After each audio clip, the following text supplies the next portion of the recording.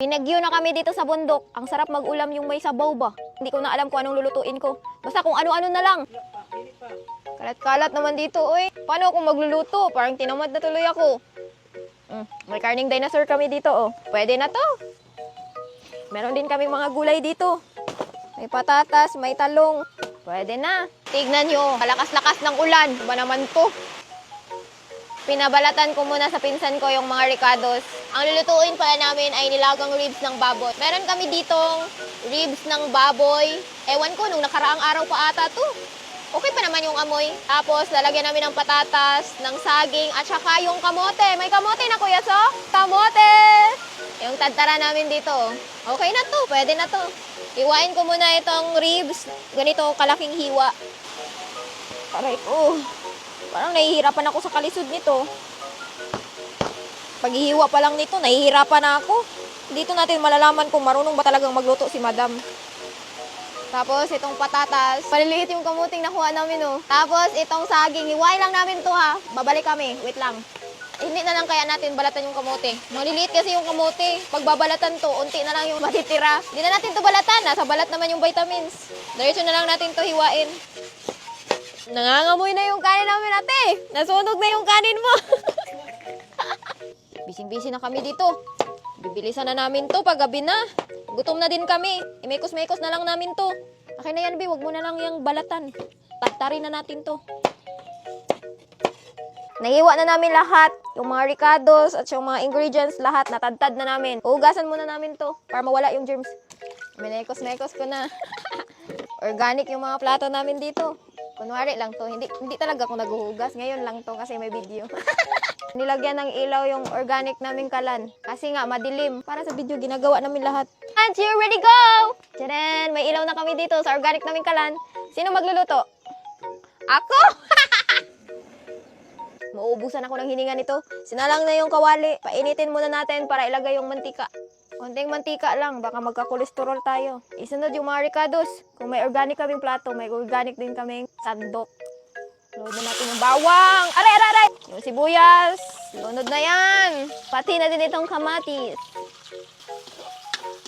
Paano maluluto to kung ang kahoy basa? Inulan kasi kami dito. Naku, bukas pa kami makakain ito. I am so very emotional. Literal, ihila ka muna bago maluto. Putik na yan. Wala na, tumulo na yung luha ko. My God. Ito yung magpapasarap sa pagkain, yung pinaghihirapan talaga ba. Inulunod na natin yung ribs ng baboy. Ako kasi kapag naglalaga, ginigisa ko muna. Haluin lang natin ang haluin ito hanggang sa mahilo tayo sa kakahalo. Lagyan na ng tubig. Putik na yan ba? Lagyan natin ng 1 galong tubig. Ganun, ganyan kadami. Lagyan na natin ng asin. Takpan muna at mag-wait tayo ng mga 1 araw bago maluto. Bakit ganito yung panggatong natin? Wala na. Iiyak na talaga ako. Ha? Gamot pala yung usok sa mata. Sino may sabi? Lumakas ng apoy, maya-maya niyan. Mamamatay na naman yan. Pag kumulo na, ilulunod na yung mga gulay. Ikaw na naman ang mag-ano nito, be. Ikaw na naman. Namatay na naman, oh. Naririnig ko na. Naririnig ko, kumulo na talaga siya ng mga 100 times. Ayan, kumulo na pala. Kamote. Tapos, etong patatas. Lakas ng usok talaga. Sakit sa mata. Takpan muna natin ulit para maluto kagad. Maluto nga ito, pero wala. Tutulo yung luha mo. Buksan muna natin ang init. Wow! Very worth it. Gusto ko talaga yung mahihirapan talaga ako ba.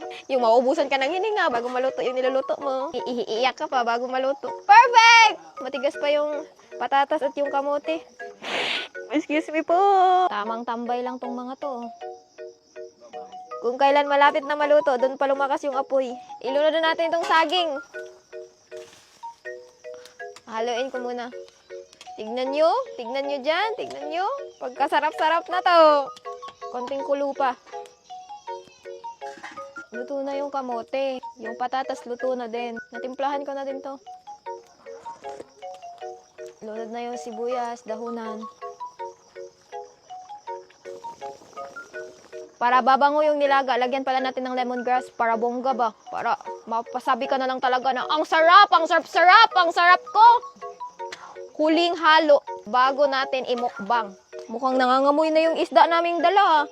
May isda pa pala tayo dito. Iba yung amoy talaga. Hala, kailangan na nang lutuin to. Hala, nakalimutan namin, may isda pa pala kami dito. Sugbain mo na lang yan. Isisave namin yung bangus. Sayang naman to, pagkalaki-laki nito.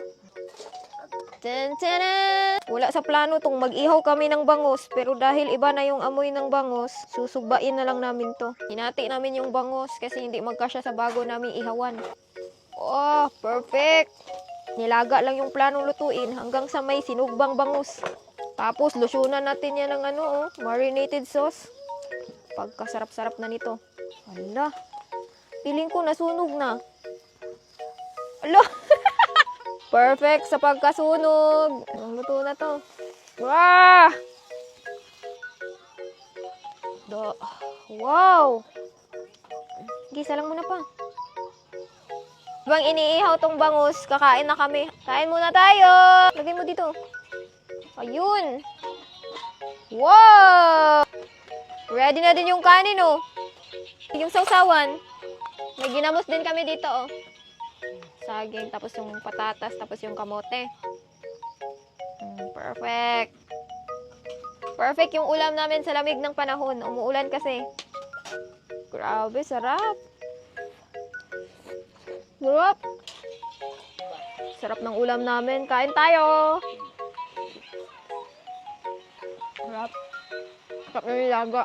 Kasi matamis na maalat. Dahil sa kamote. Tapos may isda pa. Bunga ako. Sigop sa bawang. Saging. Kamote.